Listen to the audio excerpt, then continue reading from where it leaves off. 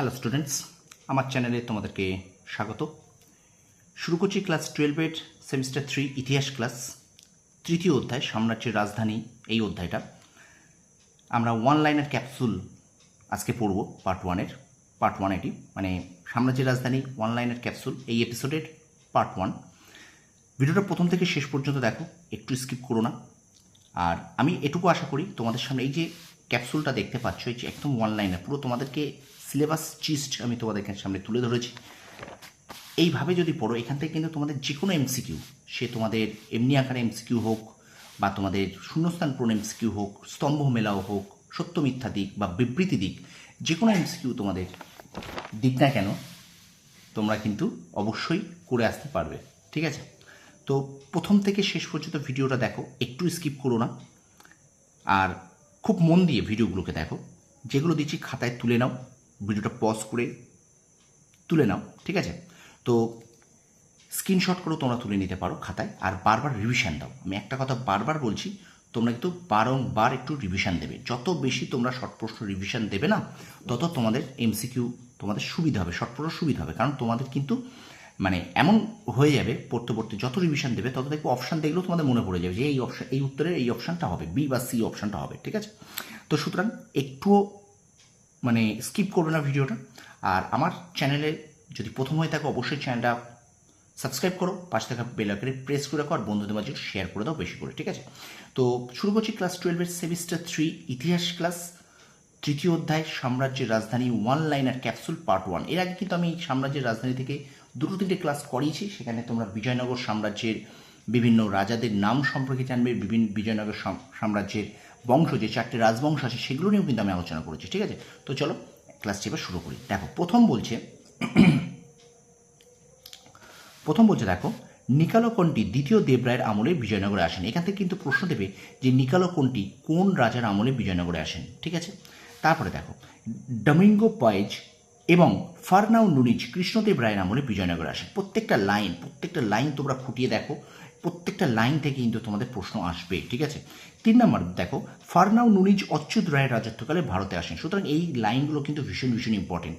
Duarte Barbosa Krishnadeva রায়ের রাজত্বকালে ভারতে আসেন। ধরো এই যে প্রথম যে 4টে তোমরা দেখবে, এখানে 4টে কিন্তু ভীষণ ভীষণ ইম্পর্টেন্ট। এবার আমরা দেখছি যে এক নজরে বিদেশি পর্যটকদের তালিকা, অর্থাৎ কোন কোন পর্যটক কোন কোন দেশ থেকে এসেছে। দেখো, নিকোলো কোনটি এসেছেন ইতালি থেকে, আব্দুর রাজ্জাক পারস্য থেকে, ডোমিঙ্গো পায়েজ এসেছেন পর্তুগাল থেকে, ফারনাও নুনিজ এসেছেন পর্তুগাল থেকে, দুয়ার্তে বারবোসাও এসেছেন পর্তুগাল থেকে। তাহলে দেখো, এখানে প্রশ্ন আসতে হবে যে নিকোলো কোনটি কোন দেশের পর্যটক ছিলেন, ডোমিঙ্গো পায়েজ কোন দেশের পর্যটক ছিলেন। ঠিক আছে? সো কোন দেশের পর্যটক, এইভাবে কিন্তু তোমাদের এমসিকিউ প্রশ্ন শর্ট প্রশ্ন আকারে বা সত্য মিথ্যা আকারে বিভিন্নভাবে তোমাদের 40টা এমসিকিউ দেবে। আর একটা কথা বারবার বলে দিচ্ছি, 40-এ 40 পেতে হবে, এই মানসিকতা নিয়ে পড়ো, দেখবে তোমাদের রেজাল্ট ভালো হবে। 40-এ 40 পেতেই হবে, একদম ফাঁকি না দিয়ে 40-এ 40 পড়ো, দেখবে তোমাদের কিন্তু 8 সেপ্টেম্বর থেকে পরীক্ষা, নিশ্চয়ই তোমরা জানো। সুতরাং পরীক্ষার ঘন্টা কিন্তু বেড়ে গেছে। তো সুতরাং সময় নষ্ট আর করো না, ক্লাসগুলোকে খুব মন দিয়ে করো। এবার দেখো 5 নম্বর, মনুচরিত্রম বা মনুচরিত্র গ্রন্থটির লেখক হলেন দক্ষিণী কবি পেড্ডান। ঠিক আছে? নামটা মনে রেখো, দক্ষিণী কবি পেড্ডান। তারপরে দেখো, বিজয়নগরে অর্থনৈতিক জীবনের মূল ভিত্তি ছিল কৃষি। সাথে বলছে, বিজয়নগরে গ্রামের মন্দিরগুলিতে উৎসব অনুষ্ঠান পরিচালনার জন্য এক প্রকার কর সংগ্রহ করা হতো, যার নাম ছিল পিদারি ভারি। তাহলে এই যে মন্দিরগুলোতে আচার অনুষ্ঠান পরিচালনার জন্য কোন কর দেওয়া হতো, যে কর সংগ্রহ করা হতো, সেই করটার নাম কি? পিদারি ভারি। 8 বলছে, বিজয়নগরে প্রচলিত বেকার শ্রম প্রথাটির নাম ছিল উলিয়াম। তাহলে বিজয়নগর যে বেকার শ্রম ছিল তার নামটা ছিল কিন্তু উলিয়াম। 9 নম্বর বলছে, বিজয়নগর সাম্রাজ্যের রাজস্ব দপ্তরের নাম ছিল অথবান। অর্থবান না কিন্তু অথবান, দন্তান্ন।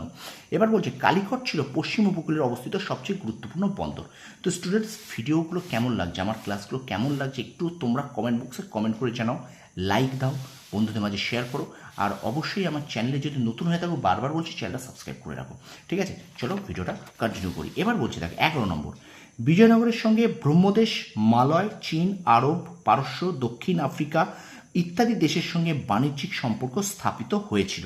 তাহলে এখান থেকে কোন কোন দেশের সঙ্গে বাণিজ্যিক সম্পর্ক ছিল, এগুলো প্রশ্ন আসতে পারে। একটা প্রশ্ন দিতেই পারে, নিম্নের কোন দেশের সঙ্গে বিজয়নগরের সাম্রাজ্য স্থাপন ছিল না। ঠিক আছে? এরমভাবে নেগেটিভ আকারে কোনো প্রশ্ন আসতে পারে। তারপর দেখো, বিজয়নগর থেকে রপ্তানিযোগ্য সামগ্রী হলো না বস্ত্র, চাল, চিনি, মশলা ইত্যাদি। তাহলে বিজয়নগর থেকে রপ্তানি করা হতো রপ্তানি করতো কী কী, অন্য দেশে পাঠানো হতো বস্ত্র, চাল, চিনি, মশলা ইত্যাদি। আর বিজয়নগর থেকে আমদানি করা হতো ঘোড়া, বিজয়নগরে আমদানি করা হতো, বিজয়নগরে নিয়ে আসা হতো ঘোড়া, হাতি, তামা, কয়লা, প্রবাল, পারদ ইত্যাদি সামগ্রী। এবার 14 বলছে, পর্যটক বারবোসার বিবরণ থেকে জানা যায় যে দক্ষিণ ভারতে মালদ্বীপে বড় জাহাজ তৈরির কারখানা ছিল। আমি বারবার বলছি প্রত্যেকটা লাইন কিন্তু ভীষণ ভীষণ ভীষণ ইম্পর্টেন্ট, প্রত্যেক লাইন খুঁটিয়ে পড়বে, ঠিক আছে, তুলে রাখো খাতায়। তারপর দেখো, বিজয়নগরে সোনা, রূপো ও তামার মুদ্রা প্রচলিত ছিল। 16 বলছে, গোলমরিচ ব্যবসার এক গুরুত্বপূর্ণ কেন্দ্র জারসোপ্পা। এই জারসোপ্পাকে বিদেশিরা পেপার কুইন বলে উল্লেখ করেছিলেন। কন্নড় কবি কুমার ব্যাস দ্বিতীয় দেবরায়ের দরবারে কবি ছিলেন।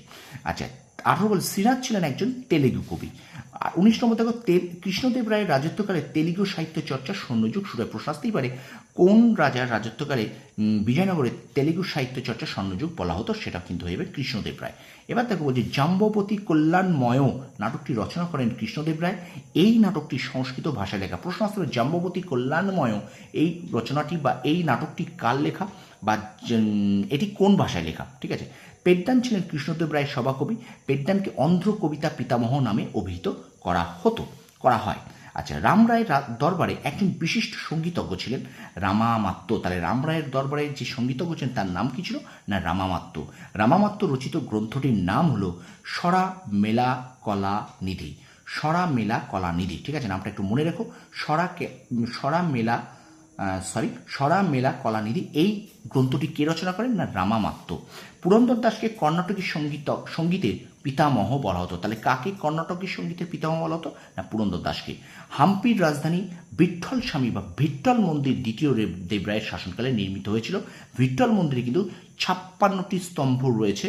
আর আজকে শেষ দেখো, কৃষ্ণদেব রায়ের রাজসভায় 8 জন পণ্ডিত ছিলেন, এদের বলা হয় অষ্টাদিগ্গজ। তো এই 26টা যে ওয়ান লাইনার ক্যাপসুল আমি তোমাদের সামনে দিলাম, তোমরা খাতায় তুলে নাও, দয়া করে খাতায় তুলে নাও। আর এগুলোকে বারবার রিভিশন, আমি বারবার বলছি কিন্তু এগুলোকে তোমরা বারবার রিভিশন দিতে থাকো। দেখবে তোমরা যত বেশি রিভিশন দেবে শর্ট প্রশ্ন তোমাদের কিন্তু তত আয়ত্ত থাকবে, ঠিক আছে। ভিডিওটা ভালো লাগলে অবশ্যই লাইক করো, কমেন্ট করো, আর পাশে থাকা বেল আইকনটি প্রেস করে রেখো যাতে নোটিফিকেশনটা তোমরা পাও। আর অবশ্যই তোমরা একটু বন্ধুদের মাঝে বেশি করে শেয়ার করে দিও। তোমরা সফল হও, তোমাদের সাফল্য কামনা করি। ধন্যবাদ।